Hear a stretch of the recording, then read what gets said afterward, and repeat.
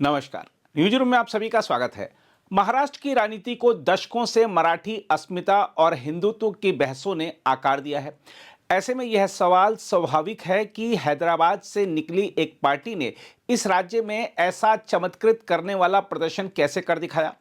यह प्रश्न और गहरा हो जाता है जब यह देखा जाए कि ऑल इंडिया मजलिस-ए इत्तेहादुल मुसलमीन यानी एआईएमआईएम का अपने गृह राज्य तेलंगाना में भी व्यापक विस्तार नहीं है और उसकी राजनीति मुख्यतः हैदराबाद शहर तक सीमित रही है।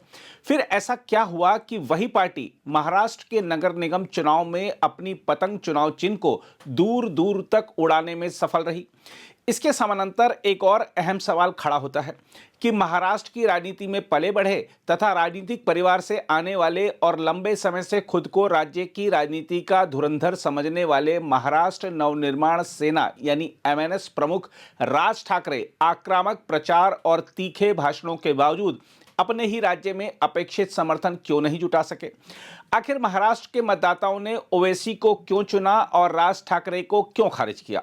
इन सवालों के उत्तर केवल चुनावी आंकड़ों में नहीं बल्कि बदलती सामाजिक संरचना, स्थानीय मुद्दों और नेतृत्व की शैली में छिपे हैं, जिन्हें समझना आज की महाराष्ट्र की राजनीति को समझने के लिए जरूरी हो गया है। हम आपको बता दें कि महाराष्ट्र के निकाय चुनाव परिणाम बदलते सामाजिक राजनीतिक यथार्थ का संकेत हैं। देखा जाए तो ऑल इंडिया मजलिस-ए इत्तेहादुल मुसलमीन के प्रदर्शन ने न केवल राज्य की स्थापित पार्टियों को चौंकाया है बल्कि यह भी दिखा दिया है कि स्थानीय राजनीति में जमीनी पकड़ और स्पष्ट पहचान कितनी निर्णायक हो सकती है। असदुद्दीन ओवैसी की पार्टी का महाराष्ट्र नवनिर्माण सेना और उसके प्रमुख राज ठाकरे से आगे निकलना एक बड़ा राजनीतिक संदेश भी है। हम आपको बता दें कि एआईएमआईएम ने महाराष्ट्र के 13 नगर निगमों में 125 वार्ड जीतकर अपना अब तक का सर्वश्रेष्ठ प्रदर्शन किया है। खासतौर पर मराठवाड़ा और खानदेश जैसे क्षेत्रों में पार्टी की मौजूदगी निर्णायक साबित हुई। छत्रपति संभाजी नगर में 115 में से 33 वार्ड जीतकर वह बीजेपी के बाद दूसरी सबसे बड़ी ताकत बनकर उभरी। मालेगांव, अमरावती, नांदेड़, धुले जैसे शहरों में भी उसका प्रभाव साफ दिखाई दिया। यहां तक कि मुंबई और ठाणे जैसे महानगरों में भी पार्टी ने खाता खोला, जो उसके लिए प्रतीकात्मक रूप से बेहद महत्वपूर्ण है। इसके उलट राज ठाकरे की महाराष्ट्र नवनिर्माण सेना का प्रदर्शन अपेक्षाओं से काफी कमजोर रहा। जिस पार्टी ने कभी मराठी युवाओं की आकांक्षाओं और आक्रोश को धार दी थी, वह इस चुनाव में राजनीतिक हाशिए पर सिमटती दिखी। यह केवल संगठनात्मक कमजोरी का सवाल नहीं बल्कि वैचारिक और रणनीतिक भ्रम का भी परिणाम है। एमएनएस ना तो पूरी तरह क्षेत्रीय अस्मिता की राजनीति कर पाई और ना ही खुद को किसी व्यापक गठबंधन या स्पष्ट सामाजिक एजेंडे से जोड़ सकी। ओवैसी की सफलता के पीछे सबसे बड़ा कारण उनकी राजनीति की स्पष्टता है। एआईएमआईएम ने खुद को अल्पसंख्यक हितों की मुखर आवाज के रूप में प्रस्तुत किया और स्थानीय मुद्दों पर लगातार सक्रिय रही। नगर निकाय चुनाव में सड़क, पानी, शिक्षा और प्रतिनिधित्व जैसे सवाल सीधे मतदाता से जुड़ते हैं। ओवैसी और उनके भाई अकबरुद्दीन ओवैसी ने लगातार रैलियां कर कार्यकर्ताओं में जोश भरा और पार्टी की पहचान को मजबूत किया। टिकट वितरण में विवाद और कुछ नेताओं के इस्तीफों के बावजूद पार्टी ने संगठित अभियान चलाया। एक अहम पहलू मुस्लिम मतदाताओं के रुझान में आया बदलाव भी है। कई इलाकों में यह देखा गया कि स्थानीय स्तर पर मतदाताओं ने विपक्षी महाविकास अघाड़ी की बजाय एआईएमआईएम को प्राथमिकता दी। शिवसेना और एनसीपी के विभाजन ने इस प्रवृत्ति को और तेज किया।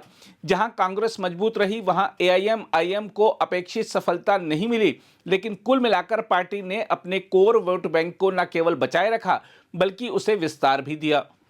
राज ठाकरे की विफलता के कारणों पर नजर डालें तो सबसे पहले उनकी राजनीति की अस्थिर दिशा सामने आती है। कभी आक्रामक मराठी एजेंडा तो कभी हिंदुत्व की ओर झुकाव ने मतदाताओं को भ्रमित किया। साथ ही उत्तर भारतीयों और दक्षिण भारतीयों के प्रति उनकी कटुतापूर्ण बयानों और हाल में एमएनएस कार्यकर्ताओं द्वारा उत्तर भारतीयों के साथ दुर्व्यवहार की खबरों ने भी राज ठाकरे से जनता की दूरी और बढ़ाई।